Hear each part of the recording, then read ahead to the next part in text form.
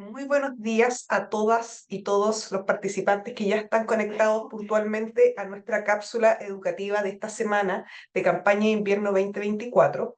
Tuvimos una modificación en el orden de las cápsulas como las teníamos agendadas, así que hoy día vamos a tener el tema de proceso del traslado prehospitalario en SAMU.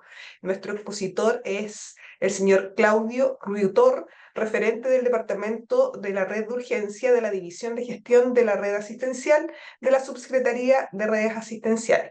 Antes de comenzar, un pequeño recordatorio. Este seminario está en modo webinar, por lo tanto ustedes no pueden abrir sus micrófonos ni sus cámaras y deben realizar sus preguntas a través del chat, que se la leeremos al expositor al final de la presentación. También a través del chat vamos a colocar el link para el registro de su asistencia.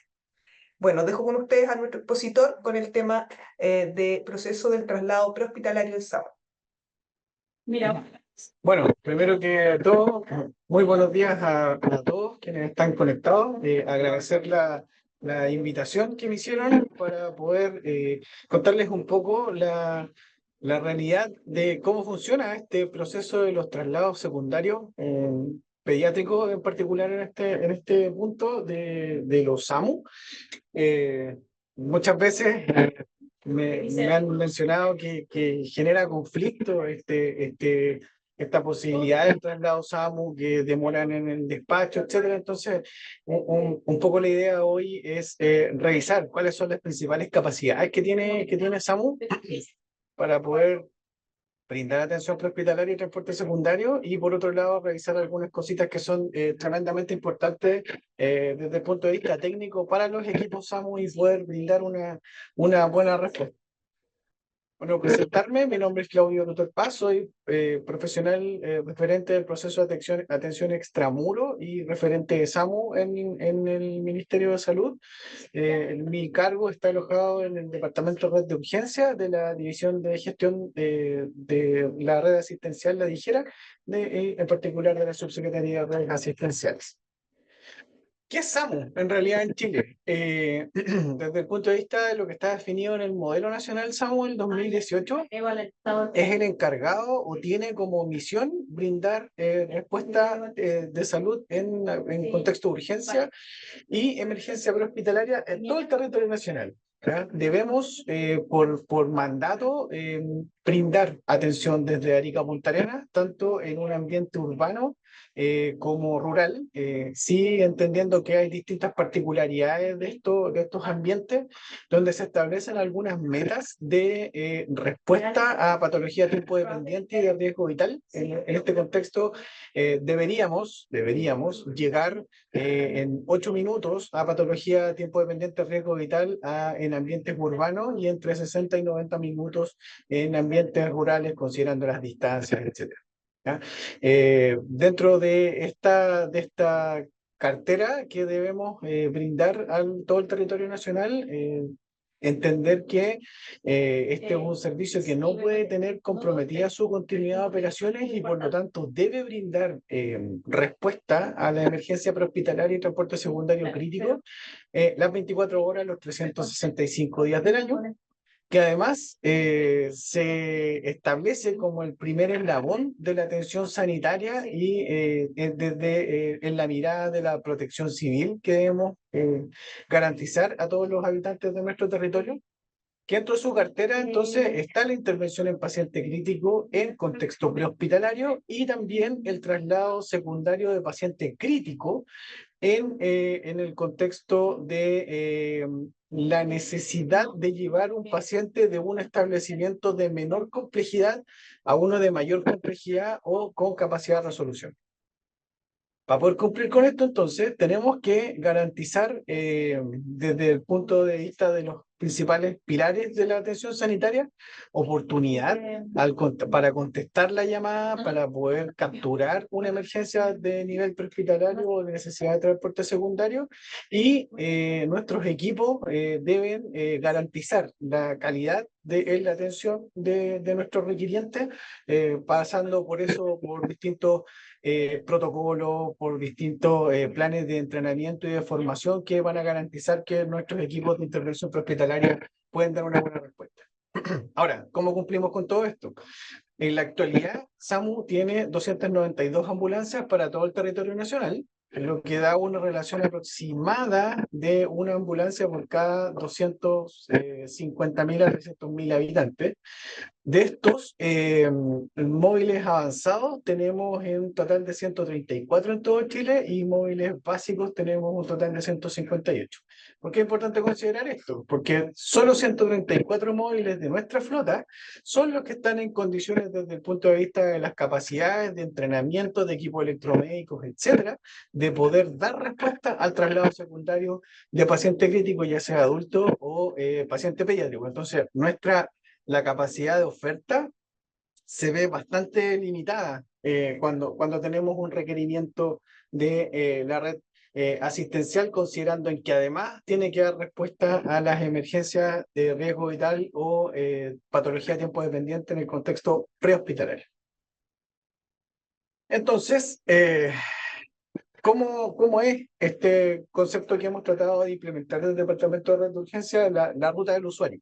¿Ya? Donde vamos a tener principalmente dos vías de acuerdo a lo que estamos conversando. Una, donde se produce un evento a nivel prehospitalario, donde la mayoría de las personas van a llamar al 131, y este centro regulador o centro de despacho, SAMU, lo que debe hacer es capturar esta llamada, gestionar la demanda de atención prehospitalaria. Ya sabemos que tenemos capacidades que están limitadas desde el punto de vista de la oferta que le puedo ofrecer a la población respecto de las solicitudes. Y eso va a significar que van a tener que gestionar la demanda y categorizarla en base a distintos criterios que hoy día los centros reguladores tienen, y que desde el Ministerio hemos establecido como criterios de categorización de las llamadas, ¿ya? Y por otro lado, tenemos la posibilidad de que una persona en esta ruta del usuario no llame al 131 y que haya sido trasladado a un establecimiento o un dispositivo de atención que no va a tener la capacidad de resolución, llegó a un SAPO, a un SAR, a un hospital de mediana complejidad o de baja complejidad, y va a requerir ir a un establecimiento de mayor complejidad o que le vaya a brindar la capacidad de resolución a el problema que lo está quejando en ese minuto. Entonces también es aquí donde, en el contexto de paciente crítico, SAMU también tiene la responsabilidad de poder apoyar a nuestra red asistencial de menor complejidad para poder llevar a este paciente, manteniendo y a lo mejor aumentando el nivel de cuidado para llevarlo a un lugar donde le van a poder dar. Ahora, tenemos nuevos críticos, por supuesto. Ya sabemos que tenemos un gran problema, que es, lo primero, la capacidad de oferta que tenemos para poder brindar la atención prehospitalaria y el transporte crítico. Entonces, eso nos obliga a tener que establecer sistemas de categorización, donde un centro regulador va a tener que tomar la decisión de a quién despacho primero, a quién debo esperar el traslado, cuándo una patología a tiempo dependiente, cuándo una patología de riesgo vital, y en base a eso, y en base a la oferta que yo tengo, despachar al mejor móvil o a la mejor capacidad que haya disponible en ese minuto para poder dar respuesta al requerimiento. Eso lleva a un proceso de activación. Este proceso de activación lleva a los equipos se le dan las indicaciones al equipo que tienen que llegar a un cierto lugar, en que tienen que hacer ciertas intervenciones en base a la evaluación que ellos determinen, y en tanto este centro regulador se coordina con el hospital emisor y con el centro receptor el transporte de este paciente de manera que sea lo más fluido posible. ¿ya? También tenemos este nodo crítico en el transporte, tenemos algunos problemas desde el punto de vista de los flujos de tránsito, tenemos problemas de condiciones climáticas, etcétera, que tenemos que considerar cuando vamos a hacer un traslado, y el proceso de entrega también, que es el proceso en el traspaso de la información que se debería generar tanto desde el emisor al receptor, o desde el dispositivo o establecimiento emisor al establecimiento receptor, y también la información que tiene que entregar SAMU. La mayoría de las veces, la literatura define que un gran porcentaje de los errores que se cometen en los traslados, dejando de lado lo que tenga que ver con intervenciones propiamente tal, tienen que ver con problemas de comunicación entre los tres equipos, ¿ya? Y por lo tanto es un nodo que debemos salvaguardar todos quienes estamos inmersos dentro del proceso de traslado secundario de pacientes. Entonces, tenemos problemas de oferta de rescate. Tenemos que generar un proceso de gestión de demanda, y eso me conlleva a tener que categorizar.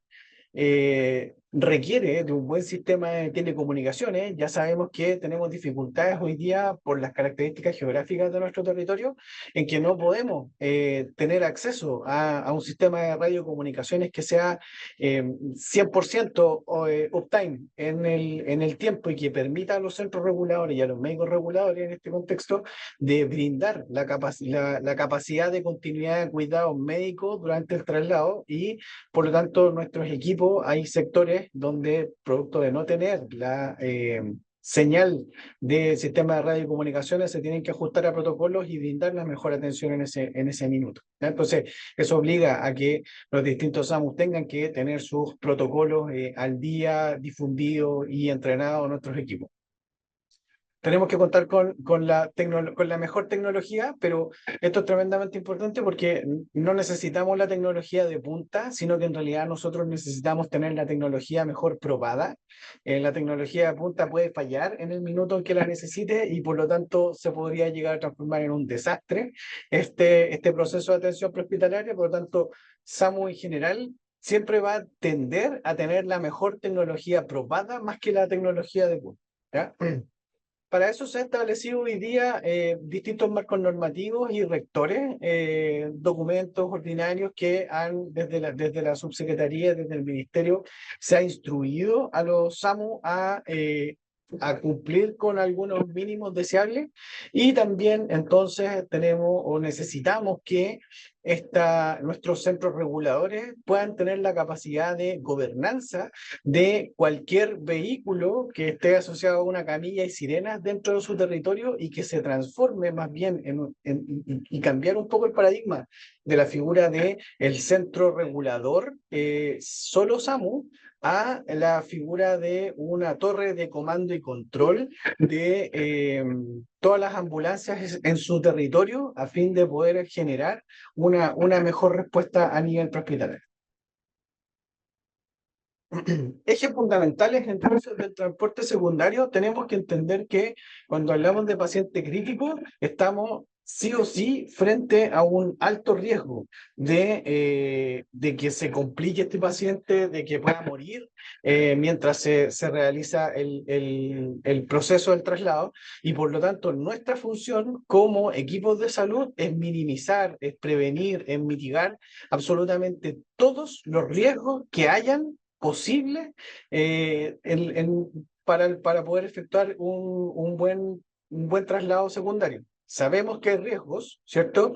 Sabemos que entonces que esta intervención o esta decisión pudiera incluso llegar a ser deleteria para el paciente, pero estamos en un lugar donde no podemos darle respuesta, donde no podemos garantizar su cuidado, y por lo tanto tenemos que sopesar la costo-efectividad de nuestra decisión. Entonces, para poder intervenir sobre esto, necesitamos que nuestros equipos, todos, emisor, el equipo de traslado y el equipo receptor, estén en constante proceso de capacitación y entrenamiento, ¿ya? Estamos hoy día en un proceso de capacitación. Vamos a estar durante esta hora en esta capacitación, en este entender, en este generar a lo mejor la necesidad de tener que adentrarnos un poco más en el proceso del traslado secundario de nuestros pacientes. Pero necesitamos sí o sí el entrenamiento para cuando tengamos que hacer la intervención a nuestro paciente. tenemos que tener protocolos de referencia y contrarreferencia. Si es que estamos inmersos dentro de una red de atención y esta red de atención entonces tiene que ser capaz de coordinarse para poder enviar a un paciente hacia un centro de mayor complejidad, pero también tiene que tener la capacidad de recibir de vuelta a ese paciente cuando ya está en condiciones y cuando baja su nivel de cuidado para poder dejar disponible esa cama para que pudiera llegar eventualmente otro paciente a ocupar esa cama de alta complejidad. También es importante evitar el paso del tiempo y evitar que nuestro paciente se agrave. Llega este chiquitito a un dispositivo de atención o a un hospital de mediana a baja complejidad y tratamos de manejarlo, intentamos hacer lo que podemos con las capacidades que tenemos, con los elementos que tenemos, y este tiempo va pasando. Y ya han visto en las presentaciones anteriores con Javiera y la presentación de oxigenoterapia que tuvieron de la doctora del Hospital Roberto del Río, que en realidad es una cosa que hacen muy bien los pacientes pediátricos, es compensar. El problema es que una vez que ya se sobrepasaron todos los límites que tiene para poder compensar, la caída, la caída es muy rápida, ¿ya? Y por lo tanto, la posibilidad de que se nos agrave o de que tengamos que hacer una mayor intervención en el contexto prehospitalario, en un lugar de menor complejidad, hace que haya mayor riesgo, ¿ya? Nunca es bueno tener que intubar un paciente en un dispositivo de atención de salud o en un hospital de baja complejidad. Siempre es mejor que esas cosas pasen donde hay equipos que están preparados, donde hay equipos donde tenemos las mejores capacidades, donde tenemos especialistas, etcétera, para minimizar el riesgo. Siempre tener claro que hay un alto riesgo de complicaciones durante el traslado, hay movimiento, este es un paciente que está inestable en la cama donde está el emisor y lo tenemos que subir a una camilla que es más pequeña, que tiene movimiento, que tenemos riesgo de que nos choquen, que tenemos riesgo de que se extube, que se le salgan las vías venosas, que se nos despierte, etcétera, etcétera. Y por lo tanto tenemos que minimizar toda la posibilidad de riesgo para que no llegue peor que como estaba. Entonces, finalmente el mensaje es que tenemos que eliminar cualquier posibilidad de riesgo. Si no lo podemos eliminar, tenemos que prevenirlo. Y si no lo podemos prevenir, entonces tenemos que mitigarlo, ¿ya? ¿Para qué? Para que este paciente que está en un centro emisor, que lo va a tomar una ambulancia, que lo va a trasladar, no llegue al lugar de destino en peores condiciones que cuando llegó a las manos de dos equipos de salud altamente especializados. ¿Ya? Eso es lo importante y probablemente si tuviera que resumir esta presentación, sería esta, la gran diapo en que me interesa que se queden, ¿ya? En que estos son los ejes, necesitamos capacitación, necesitamos entrenamiento, necesitamos protocolos, tenemos que ser lo más diligentemente posible para poder brindar oportunidad de atención a este paciente, evitar el riesgo y si no podemos eliminar, prevenir o mitigar los efectos del transporte seguro.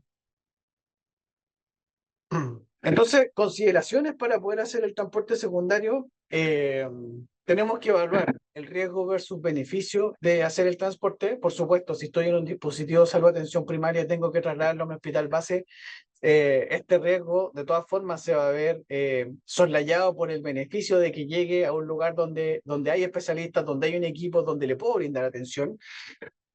Pero a lo mejor cuando es un transporte interhospitales, donde ya está a lo mejor en una unidad de paciente crítico y solo voy a despejar para liberar cupo de mi UCI y lo voy a trasladar a otra UCI, bueno, entonces ahí entonces donde uno tiene que verificar cuál es el riesgo y cuál es el beneficio de transportar a este paciente sometiéndolo a todo el estrés que significa transportar a un paciente en una ambulancia. Entonces, otra premisa, otra consideración importante es que los pacientes deben recibir o debemos garantizar que los mismos cuidados que tiene la UCI vayan hasta el centro receptor y por lo tanto el equipo que va a hacer el traslado secundario debe garantizar con la mejor de sus capacidades que este nivel de cuidado se mantenga en todo momento y que este paciente no decaiga en el nivel de cuidado porque se va a ver reflejado en sus variables fisiológicas, en su pronóstico, en su condición de gravedad. Entonces, a considerar en el traslado, ¿cuál es la extensión o cuánto voy a tener que recorrer en términos de tiempo, en términos de kilómetros, desde la unidad de origen al centro de destino? Entender y saber que nuestro paciente en el camino se puede agravar o incluso fallecer producto del traslado secundario, por lo tanto, una actividad de altísimo riesgo, ¿ya? Que además de generar estrés para el paciente, porque si estamos de noche, tuvimos que despertarlo para moverlo de un lado hacia otro, en una UCI probablemente que está calentita, tener que llevarlo a una camilla que viene helada, sacarlo al pasillo, sacarlo a la intemperie para poder subirlo a la ambulancia, si está lloviendo, que esta ambulancia tiene que tener un buen sistema de calefacción o de aire acondicionado, dependiendo de la época del año en que estemos, en que vayamos a hacer el transporte. También genera estrés para este paciente, ¿ya? El estrés para la familia de lo que significa cuándo me van a llevar, no me van a llevar, puedo ir, no solamente puede ir la mamá o el papá o algún familiar, y si el traslado es interregional, probablemente solo va a poder ir una persona, con todo lo que eso significa como impacto, ¿ya? Y también, ¿por qué no? Significa un tremendo impacto y estrés para los equipos de salud. eh, el tener que poner todas nuestras capacidades, toda nuestra energía, pensamiento y todo lo que está a nuestro alcance de poder mantener el nivel de cuidado que este pacientito requiere para poder hacer el traslado es altamente desgastante, y cuando uno termina estos traslados pediátricos de muy alta complejidad, en general, los equipos tienden a tener un bajón, un rato, que es necesario que los centros reguladores entonces permitan un espacio de descanso a los equipos, para poder finalmente garantizar que si es que llegamos a tener que hacer un nuevo traslado, vaya con todos sus sentidos puestos y poder cumplir con todo lo que hemos. ¿Ya? Por otra parte, es tremendamente importante que el equipo receptor conozca muy bien la condición del paciente, que conozca todos los antecedentes, a fin de que cuando el equipo de traslado llega al centro receptor, no nos encontremos con que los equipos nos mencionan, oye, esto no me lo dijeron o no me preparé para esta condición, entonces tienen que esperarme un poquito porque tengo que ir a buscar un cable, un transductor, un equipo, etcétera, etcétera. Y eso de alguna manera retrasa la posibilidad de que la ambulancia, que ya sabemos que hay muy poca oferta para todo el territorio nacional, para la atención prehospitalaria, se tenga que quedar ahí y tenga que esperar la recepción o que tenga que esperar la implementación del equipo o la configuración del equipo, la calibración del equipo. Entonces, mientras más fluido sea el proceso y mientras más pronto podamos sacarle los equipos de la ambulancia a este paciente para que pueda ser monitorizado por los equipos de la unidad de paciente crítico, el que se ve beneficiado, por un lado, es este paciente que estamos trasladando, y por otro lado, las personas que están en la calle esperando a que esta ambulancia pueda ir a atenderlo en el lugar donde necesitan. Recordar que la persona que está en la casa no tiene posibilidad de una atención médica en ese minuto, ¿ya? Por lo tanto, cada minuto que pasa que yo me demore en el rescate prehospitalario significa menos oportunidad y menos posibilidades de vida para la persona que está en la casa. Ahora, entonces, finalmente, el concepto que debería quedar aquí apalancado como parte del proceso de traslado secundario de pacientes es que tiene que haber una perfecta coordinación entre el equipo emisor con la preparación de los papeles, con el informe que se le envía al equipo médico, que no nos ocurre que esperamos un poquito porque no he terminado el informe, o esperamos un poquito porque no he tenido la confirmación, porque todo ese tiempo que ocurre es que nuestros equipos están ahí esperando, significa tiempo menos disponible en el proceso de atención prehospitalario en la calle, y una persona que se puede morir esperando la ambulancia porque el equipo que está preparando el traslado tuvo algún percance. Entonces, que las solicitudes sean cuando tenemos nuestros procesos administrativos ya listos y hechos para que el equipo llegue, tome este paciente, reciba al paciente e inicie lo más prontamente posible el traslado, ¿ya? El equipo de transporte también tiene que estar muy bien aceitado entre centro regulador, entre equipos de el equipo de intervención de la ambulancia, dónde está, cómo se llama el paciente, quién es el médico, qué emisor del traslado, responsable del traslado, quién es el equipo receptor, dónde llegar, en qué piso, si vamos a una clínica, oye, qué piso, dónde más o menos referencias, de manera que nuestros equipos no estén jugando a tratar de achuntarle finalmente dónde está dentro del hospital receptor la cama o dentro del hospital emisor la cama. ¿Ya? Y este equipo receptor también que cuando toma conocimiento de la condición del paciente, cuando ya sabe con qué medidas de monitorización o qué medidas de cuidado tiene este paciente que les va a llegar, entonces, cuando decidan aceptarlo, entonces que esté todo absoluta y completamente preparado para cuando llegue este paciente de la camilla, lo más rápidamente posible sea sacado de esa camilla.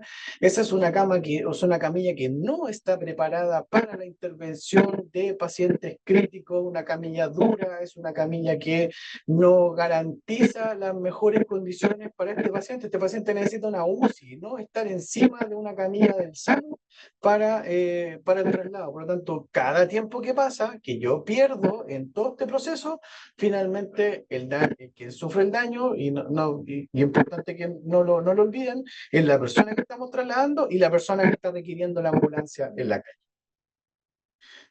Entonces, vamos a categorizar o vamos a tratar de dividir para hacerlo más fácil nuestro traslado en una fase antes y de qué cosas me tengo que preocupar yo antes, de qué cosas me preocupo yo durante y qué cosas nos tenemos que preocupar después para poder brindar un buen proceso de atención prioritaria, un buen proceso de traslado secundario. Entonces, antes del traslado, lo primero es determinar la real necesidad del traslado. Efectivamente, este paciente se tiene que trasladar.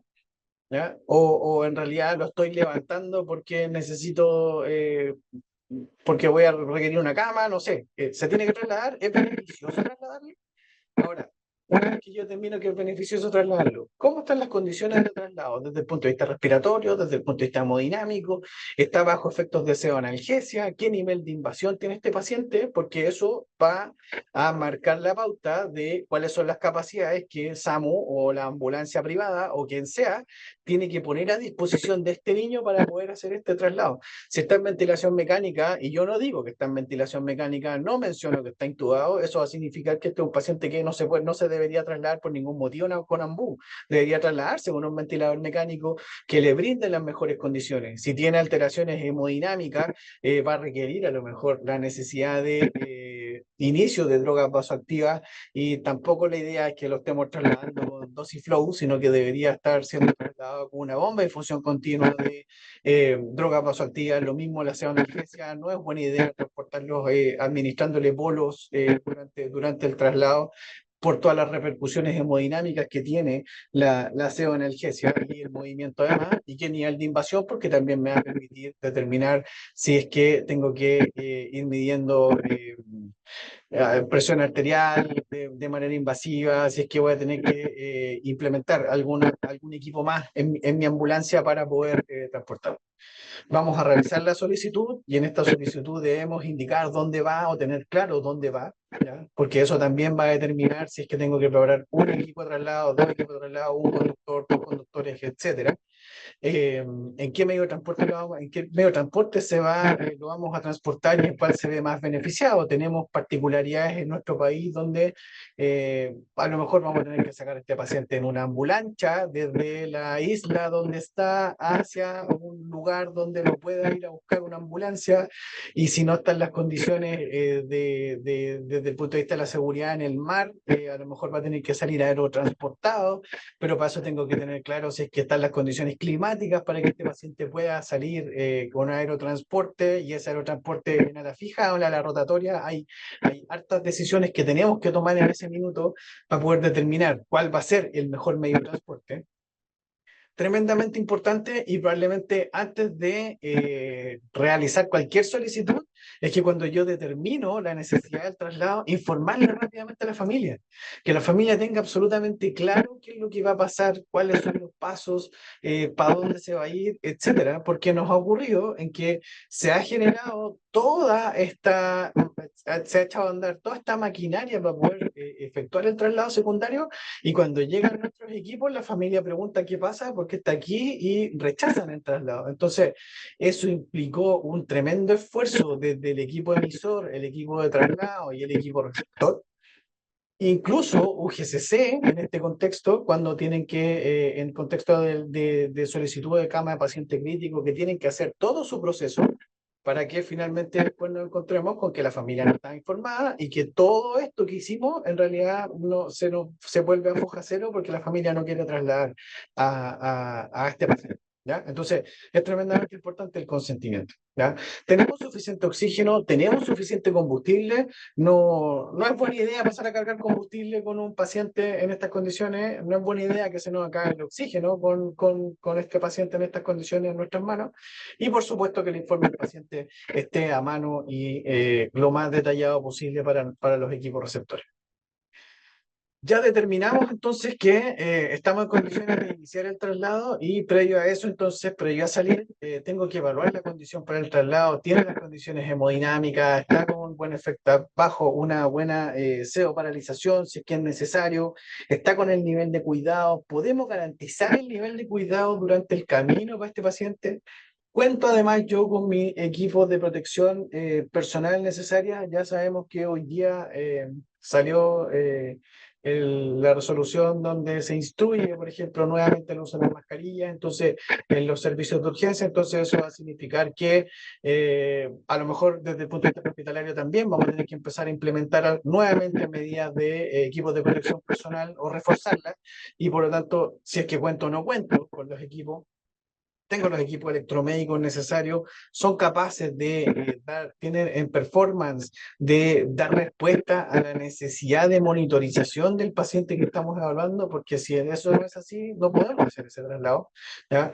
Tenemos que determinar cuál es la mejor estrategia de ventilación mecánica, y hubo una presentación de mejores estrategias de ventilación mecánica que nosotros tenemos que lograr adaptarnos, y para eso necesitamos equipos y ventiladores mecánicos que den respuesta a esos requerimientos ventilatorios del paciente en esas modalidades. Por lo tanto, si tengo un equipo que no tiene esa capacidad, lo único que pudiéramos conseguir es generar las condiciones para un empeoramiento del paciente durante el camino.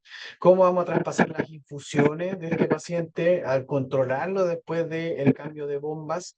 Ojalá que no tuviéramos que cambiar las bombas, y que a lo mejor el equipo que va a hacer el traslado se lleve las mismas bombas, y probablemente después, si tenemos la capacidad, en que sean de vuelta. Si no, bueno, habrá que cambiarlas. Pero no es buena idea, si está colgado a la droga vasoactiva, tener que suspender las drogas para cambiarlo de bomba y después empezar a pasar las bombas nuevas, y nuevamente después, cuando llegue al centro receptor, tener que volver a suspender las drogas vasoactivas para poder hacer el traspaso, y todo lo que eso significa en términos de pérdida de tiempo, y lo más importante, en el tiempo en que este paciente no recibe el soporte que necesita, ¿ya? Por el traspaso de equipo. ¿Ya? El traspaso de la camilla es probablemente uno de los momentos más críticos, porque este paciente que está en una condición de estabilidad, entre comillas, donde no se ha movido su cama, donde está en una cama que está blandita, o que está asegurada para las condiciones de ese paciente, lo vamos a llevar a una cama dura, a lo mejor nos vamos a tener que despertar. ¿Ya? Y por lo tanto, va a cambiar va a cambiar toda su respuesta al tratamiento. Y porque además tenemos que evitar desplazar los dispositivos invasivos que tengan, tubos endotraqueales, catéteres venosos centrales, líneas arteriales, etcétera. ¿Ya? Y además es el momento donde tenemos que asegurar los equipos médicos a la camilla, ¿cierto? Evitando que se nos caigan, y para poder iniciar el movimiento desde la unidad hacia la ambulancia. Esto ya lo han visto largamente, solo para recordarlo.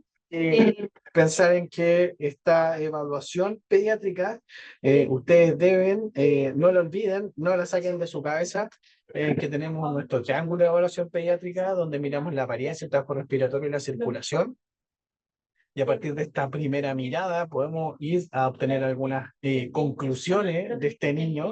¿Ya? Tenemos la evaluación primaria, el ABCDE, que tenemos que, cuando nos vamos a enfrentar a un paciente pediátrico también en un traslado, debemos mirar. ya cómo está su vía aérea, si está intubado, cómo está la vía aérea del niño y el tubo endotraqueal, cómo está la ventilación, cómo está programado el ventilador, en la ocultación, etcétera, etcétera, desde el punto de vista de la circulación, cómo están las presiones, los pulsos periféricos, cómo está el color, si tiene signos de shock, desde el punto de vista del déficit neurológico, si tiene algún signo de hipertensión endocranial, a lo mejor mirando las pupilas, si tiene un buen hemogluco, si es que está, si es que está comprometido conciencia, si está bajo efectos de si está bajo efectos de sedación, a lo mejor, y si esta sedación está siendo capaz de lograr el objetivo que el equipo está determinando. Y en la exposición pueden mirar qué dispositivo tiene puesto, si tiene, si está, cómo está invadido, etcétera. Siempre bajo la premisa de que cuando yo evalúo, si identifico algún problema, tengo que intervenirlo rápidamente y nuevamente evaluar. Y este es un triángulo virtuoso que ustedes no deben perder de vista en todo momento en que van a hacer un traslado de paciente crítico.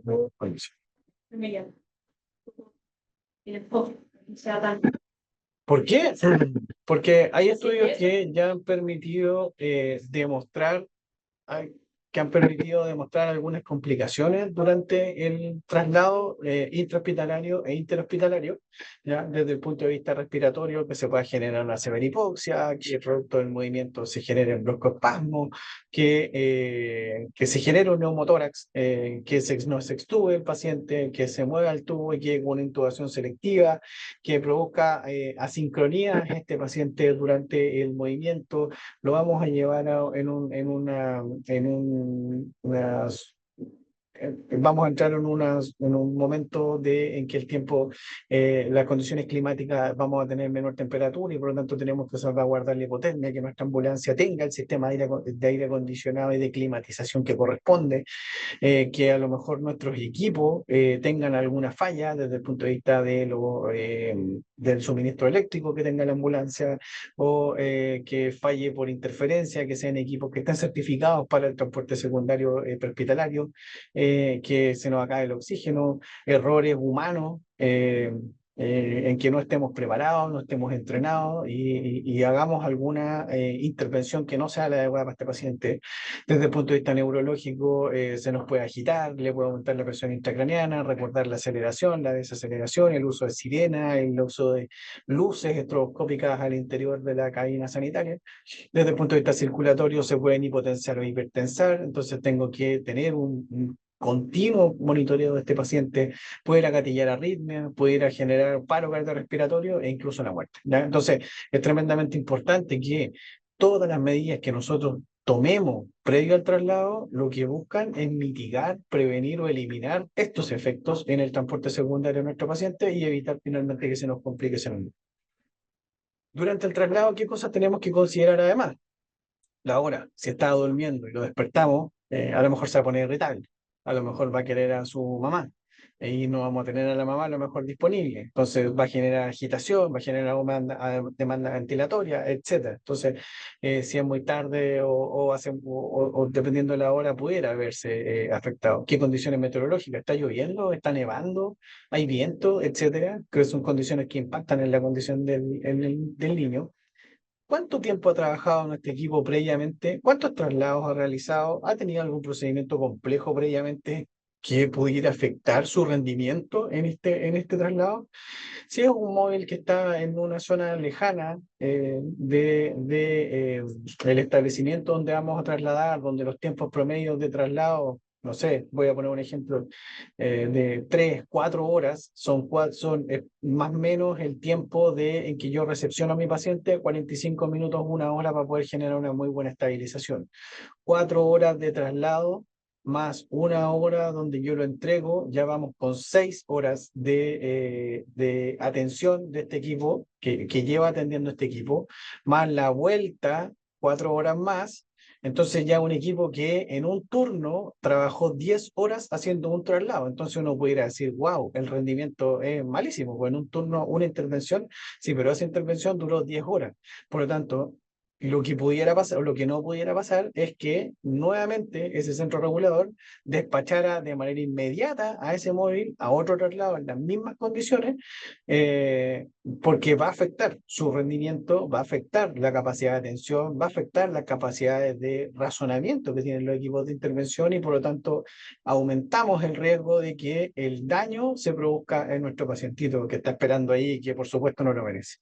¿Cuántas horas de desplazamiento? ¿Cómo están las condiciones de la ruta? ¿Está lloviendo? ¿Hay hielo? ¿Cómo está la vibración y cómo impacta esta vibración en el paciente? Hay cambios de temperatura y también recordar, considerar los cambios hemodinámicos del paciente producto de el movimiento en la ambulancia, de aceleración y desaceleración. Cuando, entonces, es importante que cuando ya se produjo el traslado y llegamos al lugar, la entrega del paciente en la unidad definitiva sea uno de los momentos más críticos del traslado es este, porque cuando llegamos al centro receptor tendemos a bajar nuestro nivel de atención. Tendemos a bajar un poco los niveles de alerta, ¿ya? Porque es como, llegamos, ¿ya? Y por lo tanto, este es probablemente el otro momento, el otro gran momento crítico del transporte secundario, que es cuando lo entrego, ¿ya? Y principalmente en el contexto del traspaso camilla a camilla.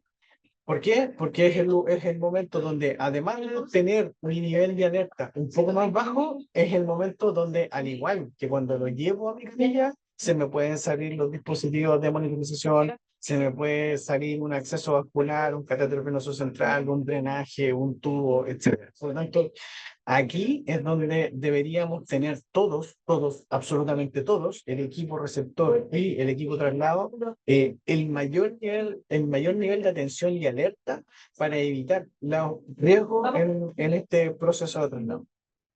Entonces, en resumen, si es que es posible, hay que tratar de estabilizar a nuestro paciente previo al traslado, ¿ya? Siempre tratar de estabilizar, entendiendo que es altamente probable que sea un paciente si está en un dispositivo de menor complejidad, donde estamos llevando a un dispositivo de mayor complejidad, en que efectivamente su condición de inestabilidad no vaya a mejorar hasta que no lleguemos al centro receptor, ¿ya? Y estabilizar en lo posible, ¿ya? Si es que es posible. Pero esa estabilización no puede significar que nos quedemos demasiado tiempo con ese paciente en el lugar, aumentando el riesgo del daño. Entonces, es tremendamente importante que aquí, y una de las gracias de la atención prehospitalaria para lo que están preparados los equipos de intervención SAMU, es para buscar el equilibrio perfecto entre el scoop and ram y el stay and play, ¿ya? Debemos generar la mejor condición posible de este paciente sin quedarnos demasiado tiempo y sin tener que agarrarlo rápido, ¿cierto? Aumentando el riesgo de daño, ¿ya? Entonces, para eso, yo debo conocer mi territorio y que me permita también anticipar cualquier problema en el móvil, si no está en las mejores condiciones mecánicas, por ejemplo, en el equipamiento, cómo están cargadas las baterías, cómo estamos cargados de oxígeno, etcétera.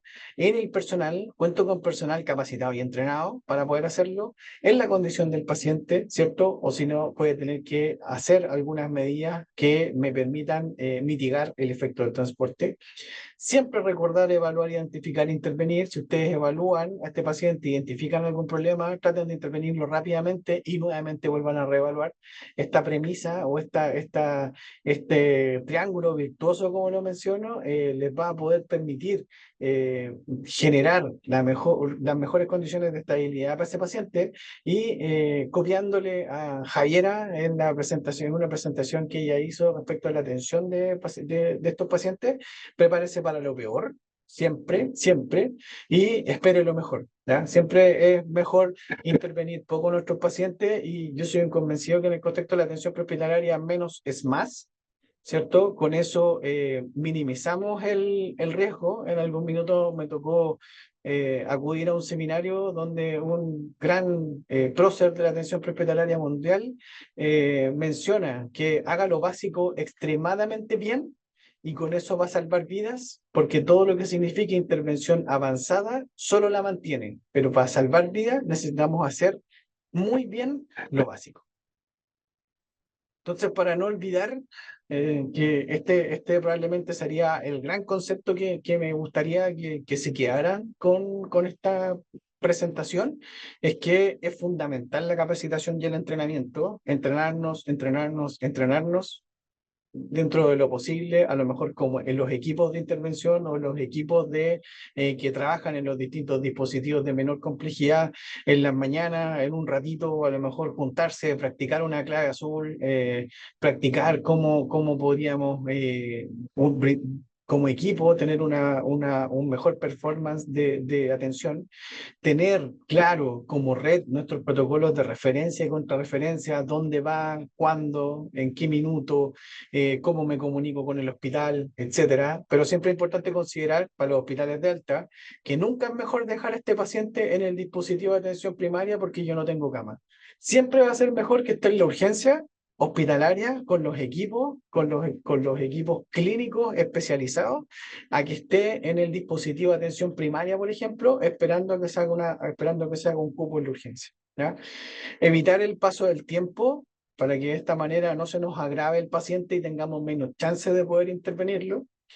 Siempre considerar que el traslado secundario es de alto riesgo y que por supuesto puede tener complicaciones y esas complicaciones incluso pueden derivar en la muerte del paciente y que por lo tanto para evitar eso lo que tenemos que hacer es eliminar cualquier posibilidad de riesgo. Si no lo podemos eliminar, prevenir cualquier posibilidad de riesgo y si no lo podemos prevenir, entonces mitigar el efecto de este riesgo para que nuestro transporte sea bastante más seguro. Por último, importante considerar que el traslado secundario de paciente crítico para SAMU particularmente llegó para quedarse hace bastantes años y es parte de nuestra cartera de servicio y como tal tenemos que cumplir, tenemos que estar preparados para poder transportar pacientes neonatos, pediátricos y adultos críticos. Tenemos que estar preparados, nuestras capacidades tienen que estar disponibles para nuestra red. Como tenemos mayor morbilidad desde el punto de vista de las condiciones de la población y los determinantes sociales en salud, hoy día no estamos viendo nuestra realidad país, los traslados secundarios van a aumentar. Van a aumentar y probablemente van a demandar una mayor complejidad. Y esa mayor complejidad va a requerir una mayor preparación de nuestros equipos. ¿Por qué no? En algún minuto podríamos pensar en el apoyo de SAMU para el traslado de pacientes en ECMO, por ejemplo, que hoy día no está del todo explorado por los distintos SAMU, ¿ya? El traslado a paciente clínico es tremendamente importante la coordinación de los distintos actores de este traslado, del emisor, del receptor, del equipo de traslado, de UGSC, de todos quienes intervienen en el transporte secundario de paciente crítico. Y lo más importante es que tenemos que cambiar el paradigma, que un traslado secundario es meramente llevar a un paciente desde un punto A a un punto B, porque mientras esté en nuestras manos, en la ambulancia, nosotros tenemos que garantizar exactamente los mismos cuidados que tiene ese paciente en la unidad de cuidado intensivo que tiene el centro emisor y al que vamos a tener que entregar en el centro receptor. Me parece que, insisto, menos es más y me encantaría que se quedaran con los conceptos fundamentales de la presentación: capacitación, entrenamiento, protocolo y mitigar riesgos. Agradecemos a Claudio su interesante exposición. Tenemos algunos comentarios y preguntas que vamos a leer a continuación. Se mencionó que a veces la familia no autoriza el traslado. ¿Podrías profundizar en cómo los equipos deben abordar este tema previo a la solicitud? ¿Existe algún procedimiento o protocolo establecido? En general, lo que hemos trabajado desde acá, impulsando con los equipos en distintas visitas que hemos tenido, es explicarle muy bien a la familia. Y probablemente si los clínicos están ocupados en ese minuto de la atención del paciente, de brindar sus mejores capacidades, está la figura de los orientadores, donde hay establecimientos que han entrenado a sus orientadores para poder acercarse a la familia, mencionarle, dejarle muy claro que en el lugar donde está, en realidad no va a poder recibir el nivel de cuidado o no va a tener la resolución que requiere este paciente y que por lo tanto es necesario llevarlo a un lugar donde sí pueda garantizar el cuidado que necesita este paciente. Ahora, eso, ¿cómo lo llevan? Se hace súper necesario que tratar de empatizar con la familia, de hacerles ver que nos importa como equipo de salud lo que está pasando, y tratar de minimizar lo que más se pueda las dudas que ellos tengan respecto de lo que significa el traslado y de dónde va a llegar. Finalmente, la familia... en general, en mi experiencia, el rechazo al traslado tiene que ver porque hay cosas que no les quedó claro del traslado o porque hay definiciones culturales o de creencias que no les que no les permite o que no quieren o que no genere que no se genere este traslado, ¿ya? Y eso, bueno, frente a eso, no nos queda más que respetar su decisión, pero si podemos bajar la posibilidad de que la negativa del traslado tenga que ver porque están llenos de dudas, en realidad ahí como equipo podríamos intervenir. Gracias. Otra pregunta. ¿Cuáles son los momentos más críticos durante el traslado? Tanto del manejo Yo clínico, quiero agregar que nosotros acá desde el nivel central valorizamos lo que que se escucha fuerte alguien detrás, Claudio. Sí, hay alguien ahí contigo que está haciendo ruido. Sí, tengo la persona de esta campaña enviando en reunión. Sí, De nuevo leo la pregunta. ¿Cuáles son los momentos más críticos durante el traslado, tanto del manejo clínico como de la coordinación? se dirijan a lo que, para lo que nosotros... Bueno, en general, de lo que hemos visto dentro del proceso, donde están los mayores nodos, es en el primero definir qué es necesario trasladar. Luego, si es un traslado de paciente crítico que se encuentre en la cama, más en periodos complejos donde hay una alta ocupación de cama, y eso va a significar probablemente que tenga que ser incluso hasta interregional el traslado. Eso desde el punto de vista probablemente de la gestión, y desde el punto de vista de la operación, los momentos críticos son los momentos donde vamos a mover al paciente desde un lugar a otro, porque son los momentos donde se nos puede salir un tubo endotraqueal, se nos puede soltar una vía, se nos puede salir un catéter venoso, etcétera, que en general lo que va a ocurrir es que va a disminuir la posibilidad de continuidad de cuidado y de calidad de cuidado. Si se nos extubó, no va a recibir el soporte ventilatorio que corresponde, o si se le salió el corrugado, va a dejar de recibir. Si se le salió la vía y está bajo efecto de analgesia y de drogas vasoactivas, se nos va a hipotensar, se nos va a despertar, etcétera. Otro momento durante el traslado es la premura de querer llegar rápidamente, las aceleraciones, el comerse un neumotoro. ¿Quién de los que trabajan en la ambulancia alguna vez con un paciente crítico no nos dimos cuenta que había un neumotoro y terminamos en cualquier parte dentro de la ambulancia? Y eso también va a generar un conflicto. Entonces necesito llevar a este paciente muy bien fijo a la camilla, que la suspensión de la ambulancia sea la mejor alternativa. Y nuevamente cuando llegamos al lugar, momento crítico, cuando lo vamos a traspasar de camilla, porque nuevamente es el momento donde tenemos movimiento y se nos puede salir algún dispositivo de monitorización o de soporte de este paciente.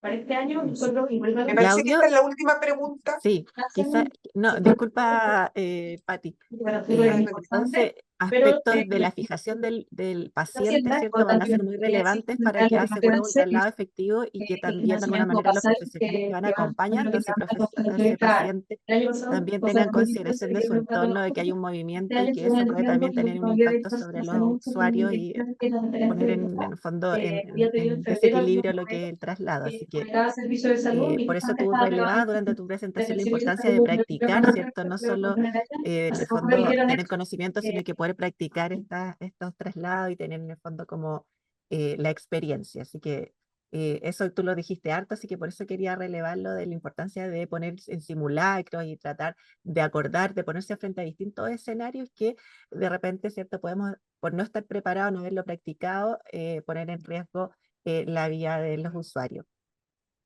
La última, Pati, la pregunta la tenía ahí la Pati.